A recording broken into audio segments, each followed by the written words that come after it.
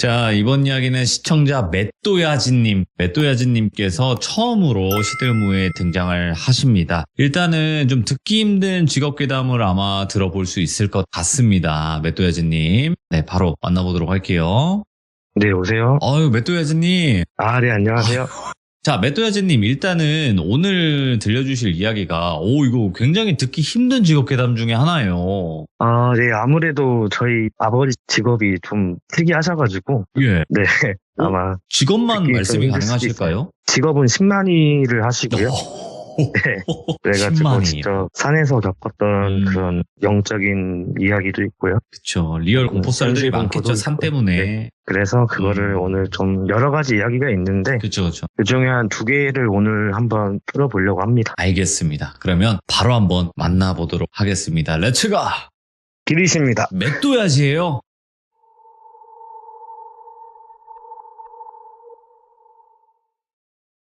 우선 현재 직업은 제가 방금 말씀드렸다시피 10만일을 하시고 계세요. 버섯이나 약초나 산삼 뭐 이런 것들을 캐시면서, 근데 뭐 산삼이 안 보일 시기 가을이나 겨울에는 철근공을 하고 계십니다.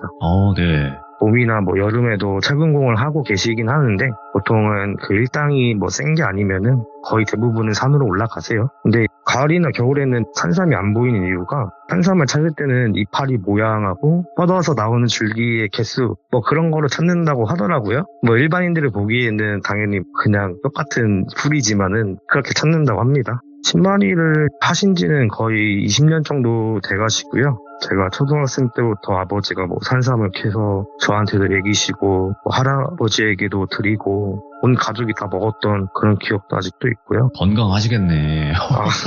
건강하다 못해 지금 그것 때문에 살도 많이 쪘던 것 같아요. 열도 뭐 열이 뻗치고 그러겠네. 예, 맞습니다. 그렇다고 산삼을 캔 걸 다 먹진 않고, 가장이시다 보니까 생활비를 또 벌어야 되잖아요. 금산에 가면 뭐 경매장도 있는데 거기서 팔고 오실 때도 많고. 10만일을 하게 된 계기나 아버지의 인생을 좀 간략하게 이야기를 좀 해보려고 하는데요. 편의상 저희 아버지를 똘비라고 하겠습니다. 아버님은 똘비요? 괜찮겠어요? 네. 예. 똘비는 충청도 어느 시골에 1960년도쯤 태어났고요. 그때 당시 다들 아시겠지만 6.25 전쟁이 휴전이 되고 몇 년 안 지난 상태라 뭐 다들 뭐 정말 찢어지게 가난한 집안에서 뭐 자랐다고 합니다. 그쵸. 그때 다 힘들죠. 예. 뭐 그 시절에 태어나신 분들이면 대부분 그렇게 살아오셨을 거예요. 뭐 나무도 해오고 뭐 밭일도 하고, 밭일을 또 하다 보면은 보통 어르신들이 야 똘비야 가서 막걸리 좀 사와라 뭐 이렇게 하잖아요. 뭐 막걸리 마셔야 힘도 나고 하니까 더운 여름에 또 그렇게 밭일을 하다 보면은 시원한 막걸리가 땡기기도 하고요. 똘비는 그렇게 막걸리 심부름을 하고 오다가 주전자 들고 뭐 양조장 가서 막걸리를 사오면은 항상 늘 주전자를 그대로 들고 가진 않았어요. 오면서 중간중간 조금씩 야금야금 몰래 마시기도 했고, 예. 많이 혼이 났다고 합니다. 뭐 그럴 때마다 똘비가, 저희 할아버지죠, 똘비한테는 아버지죠, 혼나면은 집 뒤에 보면은 감나무가 있었대요. 그 감나무 위에 올라가서 하루 종일 내려오지도 않고 다음날 될 때까지 그 나무에 있을 정도로 성격이 많이 독합니다. 그 다음날에 이제 할아버지가 혼내지 않을 테니 내려와라 설득을 해야 똘비는 그제서야 내려갔다고 하네요. 뭐 이런 성격 때문에 똘비는 나중에 성인이 돼서 사회생활 할 때도 많이 힘들었다고 해요. 군대를 전역하고 서울에 올라가서 무역회사를 다닐 때도 직장 상사의 뭐 부조리나 폭력, 그때가 80년대 이때쯤인데 되게 많았잖아요. 근데 또 똘비는 이런 거를 더 참고 이렇게 견디는 성격은 못 돼요. 2배로 돌렸다고 하던데, 그렇게 직장 상사랑 싸우기도 하고 약간 적응도 잘 못해서 결국에는 고향으로 다시 돌아가게 돼요. 그래가지고 고향에서 돌아가서 했던 일들 중에 하나가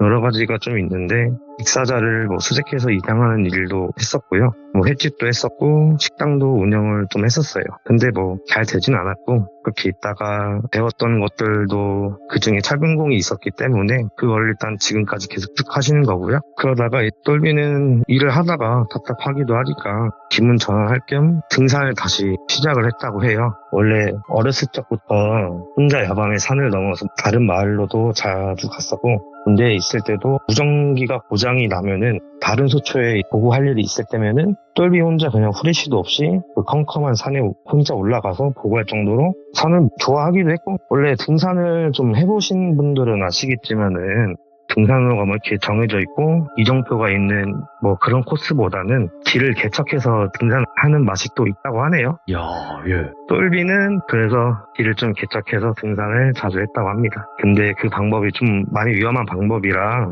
기종님들은 등산할 때 꼭 정해진 코스로만 다니시는 게 안전할 것 같아요. 맞죠. 그래서 똘비는 늘 혼자 이름도 없고 길도 없고 숲풀도 무성한 그런 산을 찾아서 등산을 하게 되니까 자연스럽게 뭐 약초에 대해서 알기도 하고 버섯에 대해서 잘 알기도 하고 마지막으로는 산삼에 대해서 좀 잘 알게 되었다고 해요. 그래서 뭐 산에만 걷다 보면 가방에는 약초들도 많았고요. 산삼 같은 경우는 근데 아무 곳에나 있는 건 아니고 사람 흔적도 없고 발길도 닿지 않는 그런 아주 깊은 곳에 있다고 해요. 보통은 산을 타고 2시간에서 3시간 정도 이동을 해야 산삼이 있는 포인트에 도착을 한다고 하는데 등산을 해보셨던 분들은 아시겠지만 일반적인 등산 코스가 아니라 이런 길도 없는 산들은 올라가면 숲풀도 많이 우거진 부분도 있고 그리고 경사도도 많이 가파르고 힘들기도 하고요. 그리고 대낮에도 엄청 어두워요. 분명히 낮인데 초저녁 같은 느낌도 들기도 하고 그리고 계곡 부근에는 정말 음산한 기운도 많이 느껴지고요. 실제로 저랑 같이 산삼을 캐고 싶다고 하셔가지고 저는 내키진 않았지만 같이 산을 탄 적도 있었어요. 같이 그렇게 저도 3시간 정도로 올라가니 저희 아버지가 하는 말이 맷둬야지야 여기서 30분 동안 가만히 있어. 절대로 움직이지 말고 누가 말을 걸어도 가지 말고 멧돼지나 고라니가 와도 절대로 움직이지 말고 있어. 아빠가 저기 위험한 부분에 잠깐 올라가서 산삼이 있는지 보고 올게. 그러니까 누가 부르거든 절대로 대답하지 말고 가만히 있어라. 금방 온다 하고 쌩 하고 가시더라고요. 이게 그런 깊은 산 중에 올라가 보신 분들은 아시겠지만은 그렇게 갑자기 혼자 남겨지면은 많이 무섭습니다. 이렇게 산 기운 자체도 있고 나무들도 굉장히 뭔가 귀신 같고 그냥 분위기 자체가 많이 무섭해요. 많이 무섭죠. 그렇게 있으면은. 그리고 뭐 똘비 친구들도 같이 산삼을 캐고 싶다고 해서 같이 올라가다 보면은 무섭다고 뭐 내려가자고 할 때도 많았다고 합니다. 하지만 뭐 똘비 입장에서는 아니 본인들이 같이 가자고 해놓고 지금 이제 막 산삼 있는 포인트에 도착했는데 내려가자고 하니까 똘비는 좀 어이가 없죠. 그렇기 때문에 똘비는 늘 산행을 혼자 하는 것을 선호하고 있었습니다. 이렇게 남들이랑 같이 가면 늘 불편했다고 해요. 이제부터 아버지가 깊은 산속에서 겪었던 일들 2가지를 풀어보도록 하겠습니다. 이야, 좋네. 예. 보통 산삼을 캐러 가실 때 어느 산을 가야 할지 미리 점 찍어둔 곳으로 가시긴 하는데요. 그날은 그냥 즉흥적으로 갔다고 해요. 산 주인은 당연히 있으니까 산 초입 부근에 주차를 하시고 근처 마을 어르신들에게 산 주인 여부를 묻고 산 주인이시면 바로 허락을 받고 올라가신다고 해요. 뭐 네. 당연히 이게 맞죠. 네. 사유지니까. 산들은 거의 주인분들이 있으셔서 무조건 허락받고 올라가야 맞는 거죠. 허락 안 받고 약초를 캐고 하면은 법적인 처벌을 또 받을 수도 있고 하니까. 근데 똘비는 특이한 게 산 주인에게도 허락을 받지만은 법적으로 산 주인이 있고 영적으로 산 주인이 있다고 해요. 산신령이죠. 산신령에게도 허락을 받고 올라간다고 합니다. 근데 뭐 산신령님이랑 대화를 해서 산에 올라가도 될까요? 라고 이게 안 되잖아요, 사실상. 그래서 똘비는 산에 올라가기 전 초입에서 간단하게 뭐 황태나 마른 오징어 그리고 막걸리나 소주로 간단히 제사를 지내고 늘 똑같이 이 말을 했다고 해요. 오늘도 무사히 잘 부탁드립니다. 필요한 것만 가지고 가겠습니다. 욕심부리지 않겠습니다. 감사합니다. 신령님 하고 이렇게 산에 대해 주인 2분에게 꼭 허락을 받고 산행을 시작했다고 합니다. 그리고 똘비는 산에 올라갈 때 뭐 준비물이 크게 없습니다만 보통은 뭐 초코바, 물, 빵, 칼, 호미, 비닐봉투 그리고 납침반을 챙겨갔다고 해요. 혹시 모르니까. 네네. 뭐 산삼을 캘 때 도구 없이 무조건 손으로 캐야 뿔에 상처도 안 나고 상품 가치도 있고 한다고 하네요. 그리고 똘비는 좀 특이한 점이 하나 더 있는데 내비게이션은 잘 못 보는데요. 나침반은 정말 잘 가요. 그게 너무 그래서 좀 특이한 점이라면 특이한 점인데 다른 분들은 산에서 어떤 특이한 포인트를 삼아서 그 포인트를 기억해서 이렇게 내려오시긴 하는데 뭐 아니면은 요즘에는 GPS 어플이 되게 잘 돼 있어가지고 뭐 그렇게 어플 쓰시는 분들도 계시는데 똘비는 그런 방법보다는 나침반으로 확인하는 게 본인이 생각했을 때 제일 정확하고 깔리지도 않고 그래서 이 방법을 쓴다고 합니다. 그렇게 계속해서 산을 오르고 내리고 계곡을 넘고 힘든 산행이 한 3시간 정도 되었을 무렵 산삼이 있을 만한 포인트에 도착했다고 합니다. 근데 이게 일반 사람들은 산삼이 있어도 이게 사실상 산삼인지 뭔지 잘 몰라요. 저도 뭐 모르고요. 네. 그렇지. 그냥 풀떼기로만 보이죠. 네. 저도 뭐 산삼을 많이 보긴 했는데 수많은 숲을 사이에서 이게 찾기는 정말 힘들더라고요. 근데 똘비는 이때 당시에 경력이 어느 정도 되었기 때문에 단번에 알아볼 수 있었다고 해요. 그런데 산삼이 있을 만한 자리에도 산삼이 없으니까 좀 더 깊이 들어가게 됩니다. 이렇게 산삼을 찾으려고 눈에 불을 켜고 탐색을 하고 있는 와중에 저기 저 위에 오르막길 부분에서 한 200m 정도? 그쯤에 떨어져 있는 곳에 어떠한 나무가 눈에 띄더라고요. 그 나무는 좀 특이했는데 중간 부분에 굉장히 두꺼웠다고 해요. 보통 나무라면은 맨 밑에서부터 위로 올라가면서 얇아지잖아요. 근데 그 나무는 중간만 딱 두꺼웠다고 했었어요. 그렇게 그냥 그렇구나 하고 뭐 어느 정도 인지를 하고는 있다가 천천히 다시 위로 올라갔다고 합니다. 어느 정도 올라가니까 그 나무가 제대로 보이기 시작했던 거죠. 예. 그 나무는 중간 부분이 두꺼운 게 아니라 사람이 스스로 생을 마감하셔가지고 멀리서 봤을 때 그렇게 보였던 거라고 해요. 두껍게 보였던 이유가. 예. 이미 뭐 부패는 진행되어 있었고 피부색은 나무색이랑 거의 같은 색인 갈색으로 변해가지고 그렇게 보였던 것 같다고 해요. 근데 똘비는 사실 겁도 없었고요. 아까도 제가 처음 말씀드렸다시피 오랜 기간은 아닌데 그래도 익사자 뭐 시신 인양을 하거나 이런 직업을 좀 했던지라 그렇게 놀라지는 않았다고 해요. 똘비는 아이고 선생님 왜 그런 모습을 하고 계십니까? 라고 혼잣말을 한 뒤에 위치를 일단 기억을 한 다음에 산삼을 찾으러 계속 산행을 이어갔다고 해요. 어느 정도 시간이 되어서 하산을 하고 찾아갔던 곳은 경찰서였어요. 내가 어디 산에 가서 산삼을 캐러 올라갔는데 어떤 나무에 스스로 생을 마감하신 분이 계시니 직접 가서 확인을 하셔야 할 것 같다 라고 신고를 한 뒤 집으로 다시 갔대요. 그날부터 똘비는 악몽에 시달리게 되는데 내용이 뭐냐면은 그 스스로 생을 마감하셨던 그분이 꿈에 나와서 똘비에게 말을 걸더랍니다. 찾아줘. 계속 이렇게 이 말을 계속 반복을 하더랍니다. 꿈에서. 뭐 그날까지만 해도 똘비는 그냥 뭐 충격 때문에 이런 꿈을 꾸는 건가 싶어가지고 그냥 대수롭지 않게 넘겼대요. 근데 이 똑같은 꿈 내용이 계속해서 반복을 했다고 해요. 그 다음날도 그 다다음날도 계속 꿈에서 나와서 똘비에게 찾아줘. 이런 꿈을 계속 꾸셨다고 해요. 그렇게 한 달 정도를 꾸셨고요. 똘비도 지치더랍니다. 지칠만하죠. 근데 사실 아무리 뭐 기세고 체력 좋은 사람도 똑같은 악몽을 뭐 한 달 내내 꾸고 하면은 제대로 못 자니까요. 그렇게 있다가 경찰에 연락이 왔는데 뭐 신고자분 되시냐, 저번에 산속에서 시신 발견하신 것 때문에 드렸는데 고인분 유가족을 찾았다. 근데 유가족분들이 감사의 말씀을 전달하고 싶다고 하셔서 연락처를 알려드려도 되냐라고 해서 똘비는 알겠다고 했답니다. 이렇게 유가족분들이 전화로 정말 감사하다고, 저희 아버지 찾아주셔서 정말 감사하다고 그렇게 연신 감사의 말씀을 전하셨어요. 뭐 똘비도 당연히 가족이 있고 하니까 측은한 마음이 들기도 했고, 한편으로는 안타깝지만 그래도 내가 찾아줘서 다행이다라는 마음이 들기도 했었답니다. 이런 경우도 있겠구나. 네, 그렇게 유가족 분들과 감사의 인사를 끝내고 더 이상 그 꿈은 나오지 않았다고 해요. 이 이야기는 약 10년 전 저희 아버지가 직접 겪으신 일이고요. 네. 10년 전이면 막 그렇게 오래된 건 아닌 것 같아요. 그리고 부패가 상당히 진행된 시신을 어떻게 유가족을 찾지? 라고 저도 좀 궁금하더라고요. 그럴 수 있죠. 예. 그래서 저도 나름 알아봤는데 여러 방법이 있겠지만은 대부분 먼저 확인하는 게 본인분의 치아 상태를 확인한다고 해요. 치아? 네, 살아오시면서 치과에서 치료받을 때 차트 기록들이 다 남아있대요. 지역 보건소에. 그게 남아있어서 그걸로 대조하는 방법이나 여러 가지 있다고 해가지고 이거는 개인적으로 제가 궁금해서 찾아봤던 거고요. 첫 번째 이야기는 귀신에 관련된 거는 아니었지만은 그래도 기묘한 이야기가 있어서 해봤고요. 이게 보니까 네.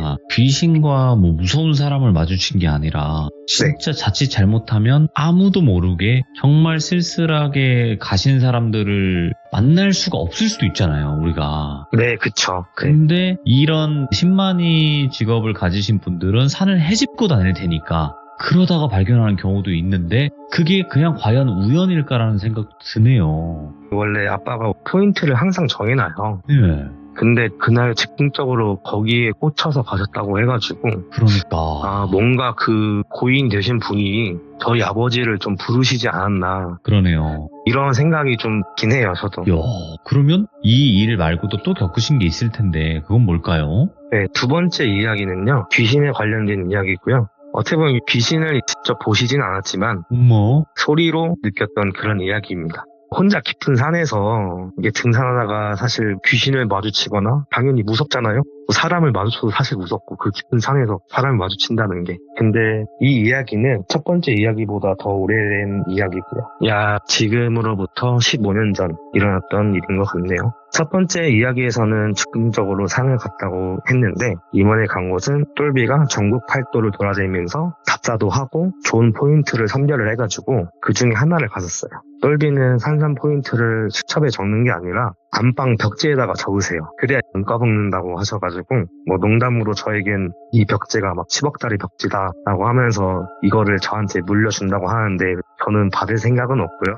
그러다가 똘비는 어느 때처럼 새벽 5시에 일어나서 모닝커피 한잔하고 저희 어머니가 차려주는 아침밥을 잘 챙겨 먹고 준비물은 뭐 빠진 게 있나 다시 한번 체크하고 즐거운 마음으로 산으로 갔다고 합니다. 똘비는 운전할 때 노래를 듣기보다는 반야심경을 들으면서 운전을 좀 해요. 오, 이거 반야심경을? 예, 네. 그래야 좀 마음이 편해지기도 하고 또 종교가 불교라 가지고요. 그런 것도 있고 실제로 뭐 나무 지팡이를 직접 만드셔가지고 똘비가 다니는 절에 계시는 스님분들에게 나눠준다고 합니다. 사 기어봉에는 큰 염주 있잖아요. 스님분들이 쓰시는 그런 것도 걸려있고 근데 산에 올라갈 때는 그걸 항상 챙겨가신다고 해요. 그렇게 똘비는 차에서 반야심경을 들으면서 이제 산 초입에 도착했다고 해요. 늘 그렇듯이 산 주인분에게 미리 허락을 받았고 또 산신령님에게 제를 올리고 즐거운 마음으로 산행을 시작했다고 합니다. 그렇게 산을 오르고 올라 계곡을 넘고 3시간 정도 지났을 무렵 똘비는 10만이 인생에서 다시는 볼 수 없는 것 같은 장면을 보게 돼요. 그 일대가 그냥 산삼 밭이었대요. 거의. 와. 다른 분들이 밭을 일군 게 아니라 뜨문뜨문 산삼이 길비를 했다고 해요. 완전 그 넓은 공간에. 일반인 눈에는 안 보이죠 사실. 다 같으면 풀로 보이니까. 그렇게 조심스럽게 뭐 한 뿌리씩 산삼을 캐내고 조심스럽게 가방에 하나씩 또 담았다고 해요. 작은 산삼은 먼 훗날을 위해 그리고 다른 10만이 분들을 위해 캐진 않았다고 해요. 그렇게 약 2시간 동안 산삼을 조심스레 캐니 30뿌리 정도 나왔다고 합니다. 저도 이날 실제로 집에서 봤었는데 처음엔 산삼인지도 몰랐어요. 너무 많아가지고. 30뿌리? 네. 그냥 도라지인가? 하고 그냥 말았던 기억은 있어요. 근데 저희 아버지가 산삼이라고 막 자랑했던 날이라 좀 기억을 해요. 시가로 따지면 그때 당시 시세로 한 2천만 원에서 3천만 원 정도 되는 걸로 기억하고요. 신봤다. 진짜 신본 거죠. 아무튼 그렇게 수학을 마치고 다음에 다시 올 기약을 합니다. 근데 다른 포인트를 또 찾아서 더 깊은 산으로 들어가요. 산삼이라는 게 막 그렇게 모여져 있으면은 다른 포인트에서도 모여져 있을 확률이 좀 있다고 하네요. 아무튼 그렇게 계속해서 산행을 하고 있는 와중에 어느 한 소리가 들리더랍니다. 중년 남성의 목소리가요. 처음에는 저 멀리서 흥얼흥얼 하는 소리가 들렸다고 해요. 그래서 똘비는 나 말고 다른 뭐 10만이 분이 계시구나 뭐 이런 생각을 했다고 해요. 대수롭지 않게 그냥 계속 산행을 이어나갔는데 멀리서 들리던 목소리가 점점 똘비 뒤쪽에서 들리더랍니다. 소리는 점점 가까워졌는데 똘비가 확 뒤로 돌아왔어요. 뭐 아무것도 없죠 사실. 근데 그 흥얼거리는 소리는 그 자리에서 계속 들렸다고 해요. 약 20m 정도 뒤에 떨어져 있었는데 소리는 계속 들리는데 그곳엔 아무도 없었다고 해요. 보이는 것도 없고. 숲풀이 우거진 곳도 아니었어가지고 뭐 사람이 숨을 수도 없던 그런 지역이었고요. 그렇다고 뭐 멀리서 들리는 소리는 더욱 아니었다고 해요. 딱 정확하게 한 20m 정도 거기에서 들리는 소리를 들렸다고 합니다. 생각을 해보면 정말 소름 돋는 상황이잖아요. 이게 소리가 나서 뒤를 돌아봤는데 아무도 없고 그곳에서 계속 흥얼흥얼 거리는 소리가 들리니까요.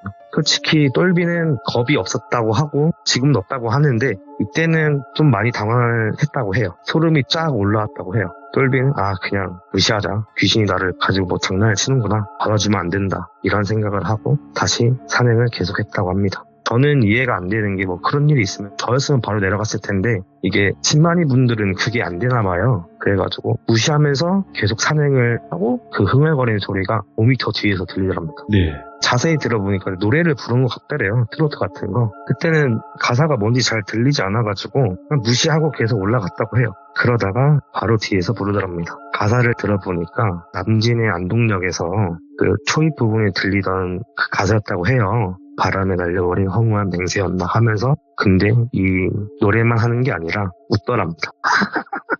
하면서 웃었대요. 그렇게 계속 들리는데 근데 노래소리가 똘비 귓속말로 해서 부르더래요. 사람이 이렇게 있고 바로 옆에 있으면 손으로 가리고 귓속말을 하잖아요. 그런 것처럼 노랫소리가 계속 들렸대요. 아, 똘비는 여기서 느낀 거죠. 내려가야겠다. 이렇게 급한 마음에 빠른 걸음으로 내려가는 도중에도 계속해서 노랫소리는 똘비의 귓속말로 들렸다고 합니다. 또 한 소절이 끝나면 미친 듯이 웃는 소리가 들렸고요. 그렇게 내려가다가 한 무덤을 마주하게 돼요. 그때 노래 부르던 귀신이 말하길 여기가 내 집이야. 용케도 잘 찾아왔네. 나랑 같이 놀자꾸나. 하면서 똘비는 그 말을 듣고 정신 차리자. 무조건 내려가야 된다. 속으로 다짐하고 또 다짐하고 내려갔다고 합니다. 분명히 그 무덤 기준으로 내려갔는데 또 나오더랍니다. 홀린 거죠. 그래서 다시 그 무덤에 가서 말을 했대요. 죄송하지만 저는 이만 내려가겠습니다. 이승의 미련을 버리시고 떠나셔야 하지 않느냐 하고 산 초입에서 썼던 그 재 짓는 거 있잖아요. 먹대나 뭐 오징어나 막걸리 이런 거 남은 게 있어가지고 한 잔을 올리고 내려갔다고 해요. 그렇게 잠깐 타이러도 봤지만 노랫소리는 끝나지 않았다고 해요. 근데 이미 한번 홀렸잖아요. 같은 구간을 돌았으니까 그 똘비가 나침반으로 길을 찾기 시작했어요. 그 무서운 와중에도 똘비는 절대로 뛰지 않고 오히려 천천히 안전하게 느리게 내가 온 길과 나침반을 보면서 내려갔다고 해요.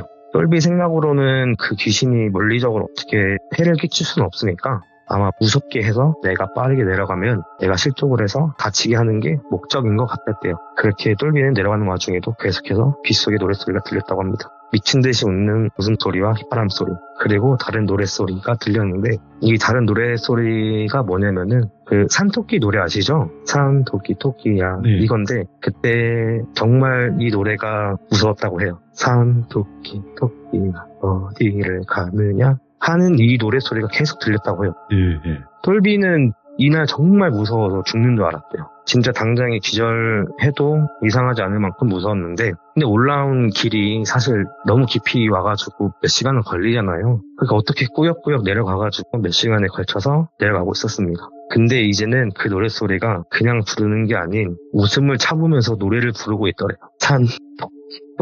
하면서 어디를 그렇게 가느냐 이러면서 웃음을 참으면서 그렇게 노래 소리가 계속 들렸다고 해요. 그렇게 뭐 공포심을 이겨내면서 힘겹게 내려오다 보니까 드디어 산 초입에 거의 도착을 했어요. 네? 근데 도착하니까 뭐 노래소리는 더 이상 귓가에 들리진 않았다고 해요. 아마 그 귀신이 그 깊은 산에서 혼자 심심하다가 마침 똘비가 올라오는 걸 보고 나서 그런 장난을 쳤지 않았나 싶기도 하고요. 근데 그 일이 있고 나서 그쪽 산으로는 안 가는 게 맞는데 똘비는 나중에 한 번 더 간다고 합니다. 야, 보통 분이 아니죠. 진짜 보통 분이 아니셔요, 아버님. 네. 그래서 제가 아니 거기를 왜 또 가려고 하냐 라고 물어보니까 산삼이 직천에 널렸대요. 그 산이. 갈 수밖에 없대요. 그래서 다시 올라갈 때는 스님에게 이 이야기를 하고 어느 정도 준비를 하고 올라가신다고 하는데 저라면 안 갈 것 같은데 라는 생각이 있는데 그렇게 일단은 이 이야기는 끝이 나고요. 이야. 네, 뭐 그 뒤로 가위에 눌린다거나 이런 일은 없으셨어요. 네. 뭐 여러 가지 이야기가 정말 많은데 저희 아버지가 산에서 겪었던 일들도 있고 되게 좀 영적인 이야기도 많아요. 야, 잠깐만. 쉽지 않은 이야기인데, 이거. 왜냐면, 들어보기가 굉장히 어렵잖아요? 아무래도 직업 특성상 많은 분들이 또 하시는 건 아니라서요. 이게. 그렇죠. 네, 그것도 그런데, 일단은, 처음 참여하시는데도 이야기를 이렇게 잘 하신다는 것 자체가, 아닙니다. 놀랍습니다, 진짜. 아내분 보고 계신가, 혹시? 예, 지금 라이브로 참여하고 있어요. 외아저님. 네. 아내분 사랑하십니까? 정말 사랑하죠. 자, 이번 기회에 아내분 많이 힘드셨을 텐데, 그래도 한마디 네. 부탁드리겠습니다. 사랑하고, 내가 정말 많이 사랑해. 알지? 부끄러워가지고 말을 제대로 못하겠는데. 지금 듣고 계실 때 아마 얼굴이 평생 가죠, 빨개지실 거예요, 아마. 집에 가서 바로 안아드리면 될 것 같으니까, 어느 네. 가정으로 보내드리겠습니다, 일단은. 하지만, 네, 알겠습니다. 다음번에는 아마 헤어져서 감옥에 갇혀야 좀 오래 못 보실 수도 있어요. 그러니까, 네. 작별 인사 좀 하시고, 맛있는 것도 같이 많이 드시고, 그러시면 될 것 같습니다. 예, 알겠습니다. 감사합니다. 네, 감사합니다. 네. 자, 이번 이야기는 시청자 맷도야진님께서 찾아와 주셨습니다. 맷도야진님께서는 아버님께서 신만이를 하셨기 때문에 산에서 겪었던 또 여러 가지 일들도 있으셨고 본인 또는 누나분께서도 겪은 일들이 많으셨는데 오늘 아버님의 이야기 중 하나인데 이거는 사람이 무서운 이야기가 될 것 같습니다. 한번 바로 만나볼게요. 여보세요? 메뚜야지님, 네, 안녕하세요. 아이고, 오늘도 귀한 시간 내주셔서 감사합니다. 아닙니다. 네. 저번에 좀 듣기 힘든 아버님의 네네. 직업괴담을 들려주셨어요. 네네. 네, 저는 진짜 듣기가 쉽지 않을 거다라고 생각을 했거든요. 근데 아무래도 오늘 네. 아버님 직업괴담까지는 아니더라도 아버님께서 생각보다 좀 여러 가지 면으로 겪으신 게 많네요, 보니까. 네, 좀 많으시고요. 그래서 오늘 해드릴 이야기는 네. 귀신 이야기는 아니고 네네. 아버지가 이제 군 생활하시면서 겪은 현실공포 이야기예요. 근데 사실 아버님 연세 때 군대는 정말 거의 세렝게티, 야생, 낭만 넘치던 시절 얘기죠. 뭐 야생이라고 해도 과언이 아닐 정도일 텐데, 자, 그러면 도대체 어떤 이야기일지 한번 출발을 해보도록 하겠습니다. 렛츠가! 길이십니다. 메뚜야지예요.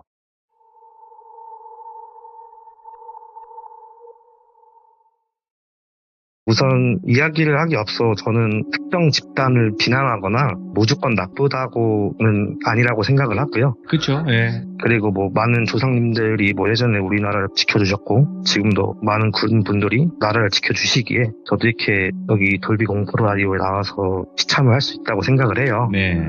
그래서 저번 시참에서 산속 괴담의 주인공이었던 저희 아버지가 군대에서 겪었던 이야기가 딱 두 가지 정도가 있는데 지금으로부터 한 46년 전으로 거슬러 올라가 볼게요. 46년 전, 네.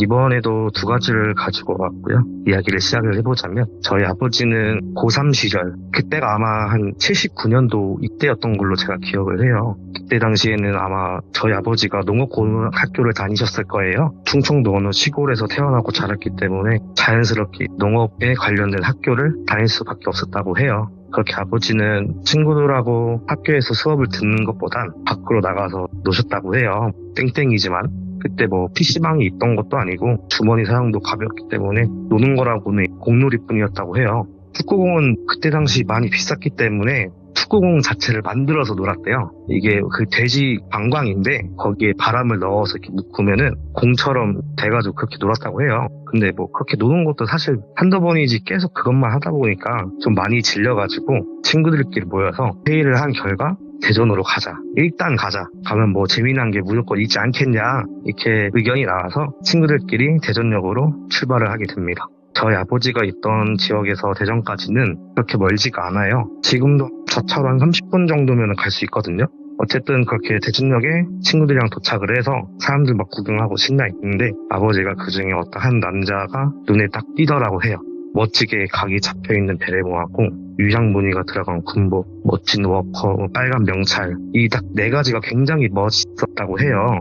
처음 보는 군복이었다고 하는데 80년대 시절 아시다시피 군복은 그냥 민무늬의 국방색 그런 군복이었거든요. 베레모도 당연히 뭐 흔히 보이지 않는 시절이었어가지고 그래서 저희 아버지가 그 군인에게 가서 실례가 안 된다면 너무 멋있어서 그런데 어느 군대를 가야 형님처럼 멋진 군복을 입을 수 있겠냐라고 물어보니까 그 군인은 본인은 해병대원이다 이렇게 말을 했다고 해요. 그렇게 아버지는 20살이 되면은 난 꼭 군대를 해병대로 가야지 마음 먹고 남은 고등학생 시절을 보냈다고 해요. 시간이 흘러서 어느덧 아버지도 20살이 되었고 부모님에게 저는 군대를 가야 할 것 같습니다. 저는 해병대를 가겠습니다. 라고 말했는데 핵방맹이가 날라오더래요. 이놈이 미쳤나 거기가 어딘 줄 알고 가냐고 정상인이 가면 때가 돼서 나오는 게 거긴 하면서 저희 할머니죠. 아하. 할머니가 그렇게 막 옛날에 드라마에서 보면은 어머니가 아들 막 이렇게 때리듯이 그렇게 때리셨대요. 아이고. 가지 말라고.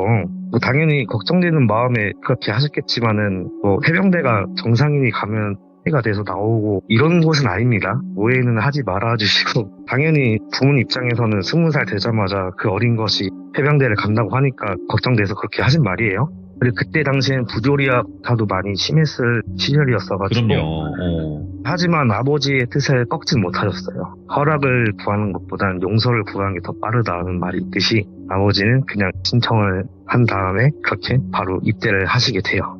뭐 어찌어찌 훈련 잘 받고 수료한 다음에 포항에 실무 배치를 받았다고 하는데 육군에서는 자대 배치라고 해요. 이거를 뭐 자대 배치나 실무 배치나 같은 말이긴 한데 그러니까 남은 군 생활을 보내는 곳을 정해서 가는 거라고 설명을 할게요. 이 이야기를 들으시는 해병대 나오신 분들은 아시겠지만은 포항이 해병대 1사단이거든요. 거기서는 경례 근무를 쓰는 것보단 훈련만 계속 한다고 해요. 해병대 훈련은 크게 3가지 정도가 있는데 공수훈련, 유격훈련, IBS 훈련 이렇게 3가지로 구성되는데요. 공수훈련은 뭐 비행기나 헬기에서 낙하산 메고 뛰는 거고, 유격훈련은 뭐 레펠이라고 벨트 같은 거를 묶어서 밧줄에 연결한다는 거 내려오기도 하고 행군도 하고 체조도 하고, 마지막 이 IBS 훈련 같은 건 뭐냐면은 커다란 그 검정색 고무보트 있잖아요. 그걸로 노를 저어서 은밀히 적 해안가에 침투하는 그런 훈련이라고 보시면 되는데, 저도 사실 해병대에 나오긴 했지만은 전 백령도라서 경계 근무만 했었기 때문에 이 3가지 훈련 다 하진 못했어요.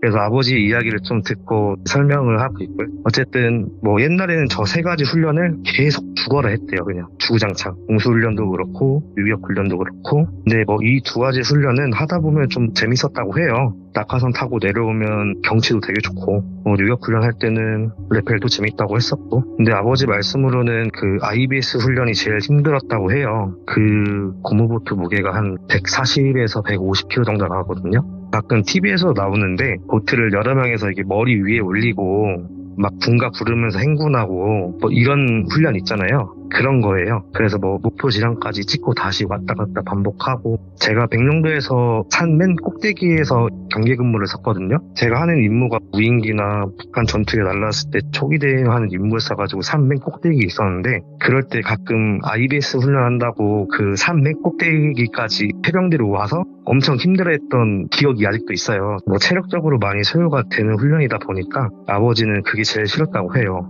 안 그래도 뭐 80년대 이 시절에는 고기는 잘 안 나오지, 나와도 되게 조그만하게 조각들이 국에 떠서 몇 조각 이렇게 있었다고 해요. 평상시에는 그냥 된장국이랑 깍두기만 계속 나왔다고 하고요. 이게 뭐 단백질이 안 들어가니까 힘이 진짜 안 나서 그 훈련이 제일 싫었다고 합니다.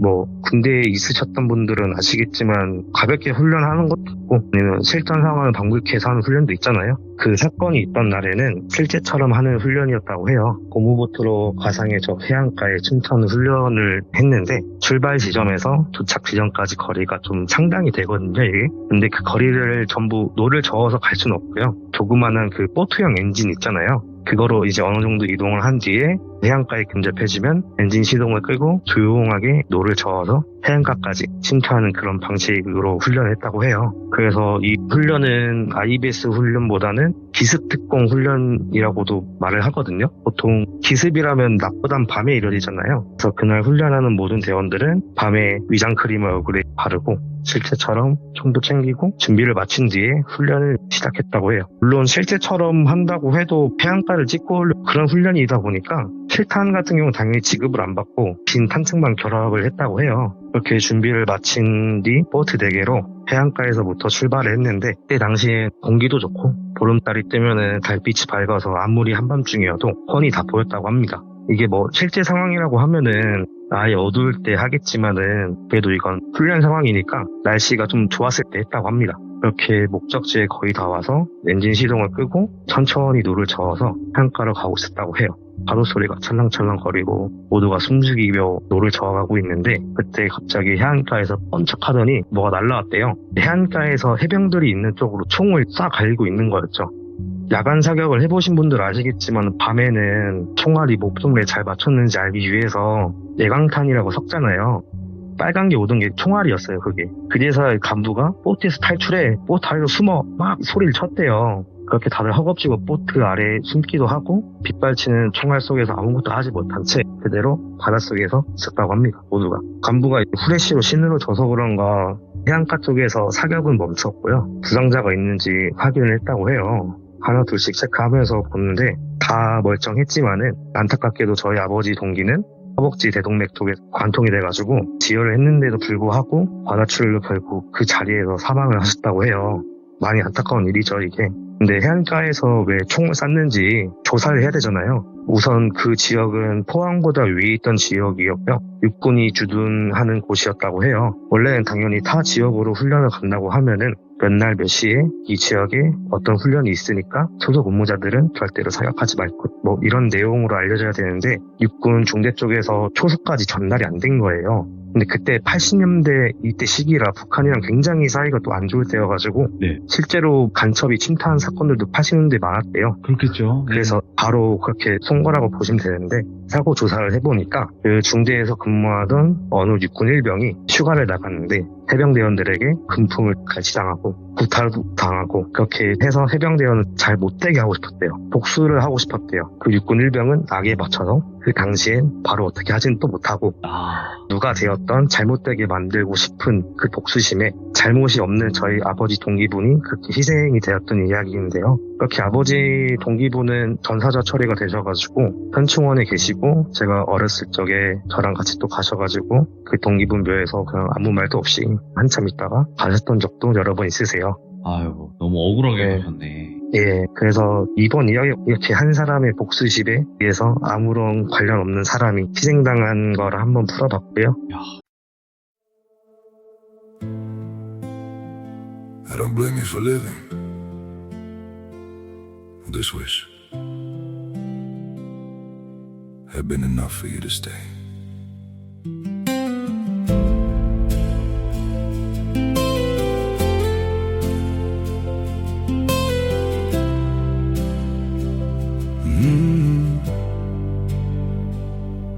I saw it coming in the way you changed, in the silence between your words. Every I'm fine felt heavier than truth, like something breaking unheard. I tried to fix what I didn't understand, held on tighter as you slipped away. But love can't grow where it's already gone. I don't blame you for living this wish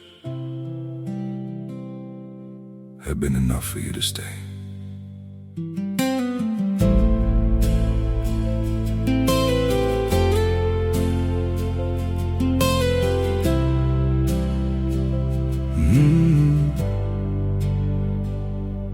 I saw it coming in the way you changed, in the silence between your words. Every I'm fine felt heavier than truth, like something breaking unheard.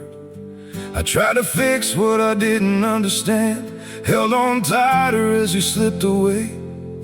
But love can't grow where it's already gone. I don't blame you for living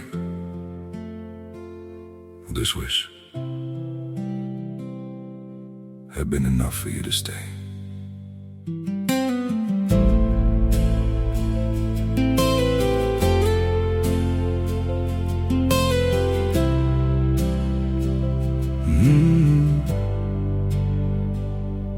I saw it coming in the way you changed, in the silence between your words.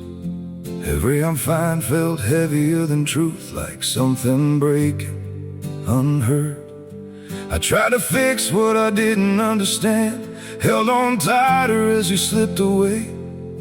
But love can't grow where it's already gone.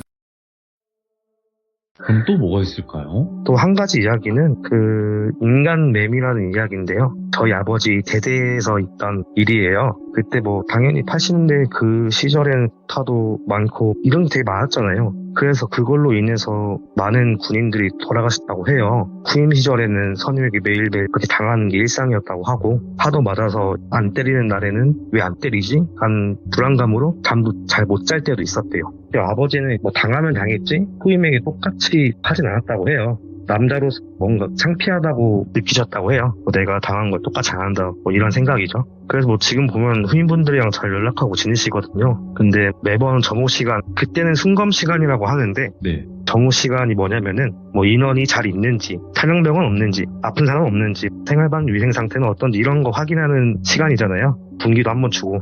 그래서 이 순검 시간이 끝나면은 선임이 후임을 좀 그렇게 이뻐하는 시간이 온다고 해요. 아, 이게 반어법이긴 하지만. 네네네. 좀 순화해서 말씀드리는 거라. 그래서 어느 날에는 아버지가 이쁨을 좀 당하시다가 참다가 못해가지고 터지셨다고 해요. 그러니까 좀 편하게 말씀드리면은 그냥 선임 아고에 원투 꼭 했대요. 아버지가 성격이 좀 있으셔가지고 참다가 그렇게 된 거죠. 그렇게 선임 한 명을 그렇게 하니까 다른 선임들도 아버지를 터치를 안 했대요. 그 뒤로는. 그래서 편했대요. 근데 사실 이게 그렇게 때려도 되냐라고 하실 수도 있어서 말씀드리지만은 당연히 아버지도 잘못하신 거거든요. 근데 그거는 그렇죠. 예. 네, 어쨌든 그때는 말보다 주먹의 효과가 좀 엄청났다고 해서요. 근데 아버지를 제외하고 다른 해병들은 가혹행위에서 좀 벗어날 수 없었다고 합니다. 맞는데 이유가 없었다고 해요. 순간 시간이 끝나면 순화해서 말씀드리면은 나무로 된 길다란 그거 있잖아요. 막대기 같은 거. 근데 그 좀 두꺼운 네. 그거나 돌멩이인데 돌멩이 치고 많이 큰 것들 또는 뭐 주먹으로 그렇게 좀 그런 걸로 괴롭혔다고 해요. 예. 그래서 아마 그렇게 행동한 선임들은 군인들이 군 생활을 하면서 받은 스트레스를 그냥 후임에게 풀려고 그랬던 거 아닌가 싶은데 뭐 해병대뿐만 아니라 그때 당시엔 모든 군에서 이런 일들이 좀 많았다고 합니다. 이렇게 군 생활을 보내고 있던 도중에 좀 충격적인 장면을 보게 되시는데요. 해병대는 기수제예요. 한 달에 한 기수라고 보시면 되는데 그러니까 몇 기수 아래인 후임이 이 속옷까지 뭐 그런 상태로 나무에 매달려서 맴 매미 소리를 내면서 울고 있었다고 해요. 뭐 얼굴에 멍도 많고 붓기도 많은 채로 이렇게 매미 소리를 내면서 울고 있었다고 합니다. 여기서 아니 왜 간부들도 있는데 저게 말이 돼? 라고 하실 수도 있는데 이건 좀 예민할 수도 있는 부분이긴 한데 그땐 간부들도 가혹행위에 좀 같이 가담했다고 해요. 모두가 그런 건 아니었지만 그래서 간부에게 도움을 요청해도 소용이 없었대요. 그래서 그 매미를 흉내내던 후임은 울면서 매미 소리를 내었다고 합니다. 뭐 이건 스스로 하는 게 아니고 누군가 시켜서 하는 거잖아요. 이게 얼마나 수치스럽고 가슴 아픈 일이에요 사실. 그 후임도 누군가 소중 아들이고 형이고 그럴 텐데 근데 그렇게 그 후임이 선임 3명에게 좀 많이 시달렸다고 합니다. 쉽게 말해서 A, B, C 3명의 선임이 있었는데 A는 뭘 했냐면은 표현하기는 좀 그렇지만 샌드박스처럼 했다고 해요. 예. 네, 세워두고 뭐 그렇게 했었고 B 같은 경우는 급소 같은 거 있잖아요. 명치라든지 이런 부위들 남자로는 있잖아요. 그 가운데 그 부분 갑자기 때리거나 그 부분을 도구를 이용해서 뭘 한다거나 C는 군용 대검이 있잖아요. 예. 그런 걸로 막 할 듯 말 듯 그러다가 피하면은 그 자리에서 때린다거나 그렇게 했다고 합니다. 그렇게 시간이 어느 정도 흐르니까 가끔씩 저희 아버지가 그 후임을 볼 때면은 눈이 반쯤 풀려 있었다고 해요. 식당에서 봐도 뭐 밥을 먹는 건지 마는 건지 그래서 치근한 마음이 들어가지고 아버지가 막 말도 걸고 했대요. 좀만 버텨라. 버티면 다 전역한다. 쟤네들 나가서도 제대로 못 산다. 나가서 차라리 신고를 해라. 옆에서 이런 말을 했다고 하는데 그러다가 아버지는 휴가를 나가게 되었습니다. 동기들이랑 해서 총 3명이 부대 밖으로 나가서 터미널 가기 전에 시장에 들려서 콩닭이랑 옛날에 소주가 2리터짜리 병으로 된 게 있었다고 해요. 큰 거. 콩닭이랑 소주 산 걸 들고 그렇게 뭐 즐거운 휴가를 즐기고 복귀를 했는데 휴가 나가 있는 동안 대대에서 사건이 하나 터졌어요. 그 매미 흉내를 내던 후임이 안 좋은 선택을 했다고 하더라고요. 어디 조용한 곳에서 혼자 그렇게 가신 건 아니고 이야기를 들어보니까 그때 당시에 그러니까 실탄 주운 거를 야금야금 모아서 화단에 숨기거나 아니면 본인들만 아는 장소에 숨겼다고 해요. 근데 또 여기서 대한민국에서 실탄을 줍는 게 말이 돼? 라고 하실 수도 있는데 그럴 수 있지. 네. 가능한 게 사격장에서 미군이 와서 사격 훈련을 하고 나면 실탄들이 진짜로 몇 발 떨어져 있어요. 저도 훈련소에 있었을 때 탄피 주우라고 교관이 시켰는데 실탄들이 몇 발 있더라고요. 그렇게 해가지고 미군들은 크게 중요하지 않다고 생각을 해서 그런가 좀 그런 일이 있었습니다. 원래 하나 없어지면 잠 못 자는데 전체. 근데 신기한 게 저도 훈련소 사격장에서 저는 한 2발 정도 죽었고요. 와, 예. 제 옆에 있던 동기는 3발 정도 죽었던 것 같아요. 아무튼 이렇게 뭐 숨겨둔 실탄을 꺼내서 이병수 근무에 들어갔다고 해요. 근무를 마치고 복귀하는 길에 뒤에서 선임을 대머리판으로 간 거죠. 총은 그때 당시에 K2 이런 게 아니라 M16을 썼다고 해요. 그 총이 좀 크잖아요. 이렇게 먼저 준비해둔 실탄을 장전한 다음에 빠르게 대대장실로 향해서 갔다고 합니다. 뭐 가가지고 대대장한테 야 이 번색 네가 그러고 대대장이나 뭔 말로마 너 나와 밖으로 나와 라고 해서 그 후임이 대대장을 본인이 매미 흉내를 내던 나무에 세웠다고 해요. 대대장을? 네, 그 부대는 난리가 난 거죠. 실탄도 소지하고 있고 이미 그 후임은 눈이 돌아갔고 악에 받쳐 있으니까 뭐 무슨 사고를 날지도 모르잖아요. 이거는 연명장에는 그 대대에 소되어 있는 모든 군인들이 다 나와 있는 상황이었다고 해요. 그러다가 후임이 대대장한테 이 대가리에 빵꾸 날래? 아니면 싹 다 없고 나무에서 매달려서 매미소리 낼래? 라고 하니까 대대장이 그냥 바로 그 자리에서 옷을 벗고 그냥 맴 했다고 해요. 근데 그렇게 그 무장한 후임이 에휴 먼색 하란다고 하네 나 먼저 간다 이 먼색 하고 그 총으로 그대로 스스로 가셨다고 합니다. 후에 이 이야기가 정리된 거를 아버지가 들었는데 네. 그 후임은 가혹행위로 견디다 못해 대대장님에게 호소를 하고 싶어서 도움을 요청했는데 대대장은 많이 무시를 하기도 했었고 버티라는 말도 하고 네가 그렇게 괴롭힘 당한 거면 네가 문제가 있지 않겠냐 이런 말을 했다고 해요. 그래서 그 후임은 심적으로도 많이 불안하기도 하고 안 좋은 소리도 듣고 그래서 그런 선택을 한 것 같다라고 합니다. 집단 따돌림과 가혹행위는 실제로도 많이 일어나고 있고 이걸로 인해서 그렇게 스스로 가시는 분들도 많이 계시잖아요. 뭐 나 혼자만 괴롭히는 게 아닌 단체로 괴롭히면은 죄의식이 조금씩 사라져가지고 수위가 점점 높아진다고 합니다. 뭐 여기서 제가 도저히 말씀드리지 못한 부분도 좀 있어요. 너무 심해서.